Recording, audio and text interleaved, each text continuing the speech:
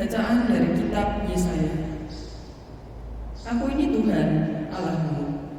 Aku memegang tangan kananmu dan berkata kepadamu, janganlah takut, akulah yang menolong engkau. Janganlah takut, hai cacing Yakub, hai ulat si Israel. Akulah yang menolong engkau, demikianlah sabda Tuhan, dan yang menebus engkau ialah yang Maha Kudus, Allah Israel.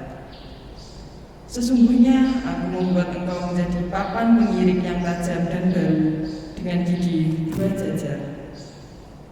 Engkau akan mengirik gunung-gunung dan menghancurkannya, bukit-bukit pun akan kau buat seperti sekam.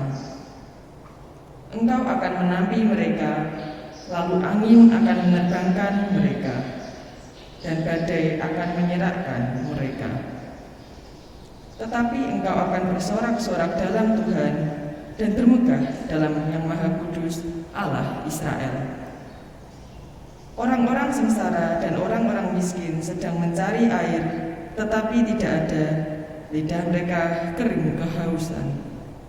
Tetapi aku Tuhan akan menjawab mereka, dan sebagai Allah orang Israel, aku tidak akan meninggalkan mereka. Aku akan membuat sungai-sungai memancar di atas bukit-bukit yang gundul, dan membuat mata air membual di tengah dataran. Aku akan membuat padang gurun menjadi telaga, dan memancarkan air dari tanah kering. Aku akan menanam pohon ara di padang gurun, pohon penaga, pohon murad, dan pohon minyak.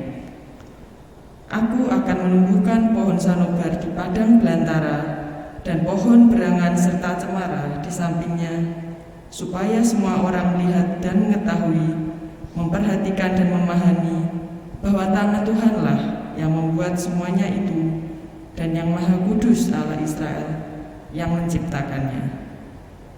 Demikianlah sabda Tuhan. Syukur pada Allah. Tuhan itu pengasih dan penyayang, panjang sabar dan besar kasih setianya. Tuhan itu pengasih dan penyayang, panjang sabar dan besar kasih setianya. Aku hendak mengagungkan Dikau, ya Allah, ya Rajaku. Aku hendak memuji namamu untuk selama-lamanya. Tuhan itu baik kepada semua orang, penuh rahmat terhadap segala yang dijadikannya. Tuhan itu pengasih dan penyayang, panjang sabar dan besar kasih setianya. Segala yang kujadikan akan bersyukur kepadamu ya Tuhan, dan orang-orang yang kau kasihi akan memuji engkau. Mereka akan mengumumkan kemuliaan kerajaan-Mu dan akan membicarakan keperkasaanmu. Tuhan itu pengasih dan penyayang, panjang sabar dan besar kasih setianya, untuk memberitahukan keperkasaanmu kepada anak-anak manusia dan memaklumkan kerajaan-Mu yang semarak mulia.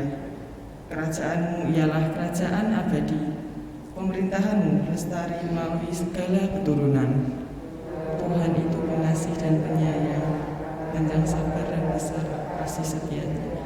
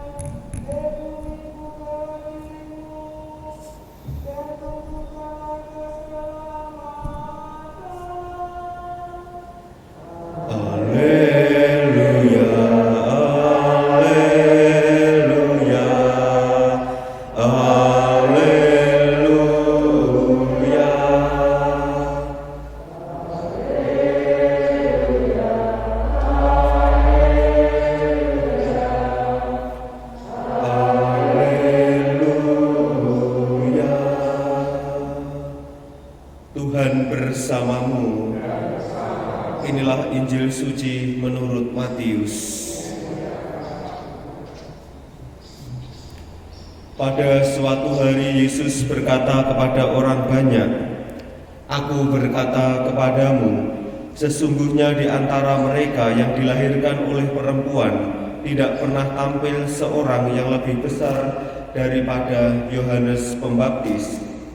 Namun yang terkecil dalam kerajaan surga lebih besar daripadanya. Sejak tampilnya Yohanes Pembaptis hingga sekarang, kerajaan surga dirongrong dan orang yang merongrongnya mencoba menguasainya. Sebab semua kitab para nabi dan kitab Taurat bernubuat hingga tampilnya Yohanes. Dan jika kalian mau menerimanya, Yohanes itulah Elia yang akan datang itu. Barang siapa bertelinga, hendaklah ia mendengar." Demikianlah sabda Tuhan.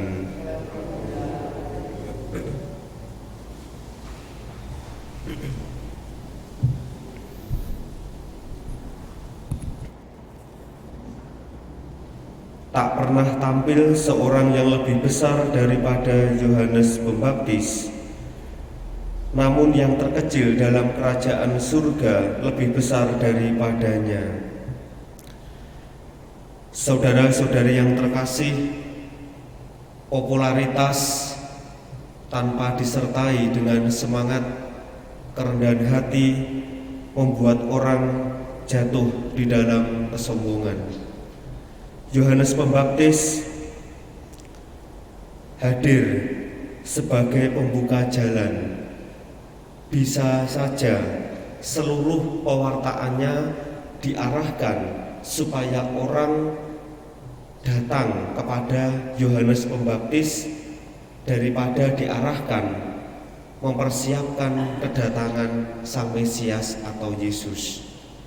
Tetapi Yohanes Pembaptis menyadari siapakah dirinya, apa yang menjadi peran di dalam hidupnya, sehingga seluruh pewartaan Yohanes Pembaptis tidak dipusatkan kepada dirinya, tetapi setiap orang diajak untuk bertobat, diajak untuk mempersiapkan jalan supaya menerima yang lebih besar, yang lebih tinggi, yang lebih suci, yaitu Mesias Allah Yesus sendiri. Itulah yang dialami oleh Yohanes Pembaptis, bagaimana dia sebagai seorang pembuka jalan yang senantiasa menempatkan dirinya dalam semangat kerendahan hati. Saudara-saudari yang terkasih, pengalaman Yohanes Pembaptis kiranya juga menjadi refleksi bagi kita bersama. Apakah di dalam semangat pelayanan kita, di dalam gereja, di dalam keluarga, dan dimanapun kita berada, apakah kita juga berani meniru seperti Yohanes Pembaptis yang senantiasa menyadari bahwa kehadiran kita sebagai pembuka jalan, sebagai pewarta yang pertama, supaya setiap orang dihantar untuk menemukan Yesus. Dan ini bukanlah hal yang mudah, karena kita sebagai manusia memiliki kecenderungan ingin menjadi yang pertama dibandingkan yang lain. Maka dari itu, marilah saudara-saudari yang terkasih, pada masa Advent ini kiranya menjadi masa yang tepat bagi kita semua untuk senantiasa merenungkan, untuk senantiasa membangun dan mengusahakan semangat kerendahan hati, supaya nantinya Yesus boleh hadir, boleh lahir di dalam diri kita, sehingga kita pun senantiasa diperbaharui di dalam hidup serta keimanan kita.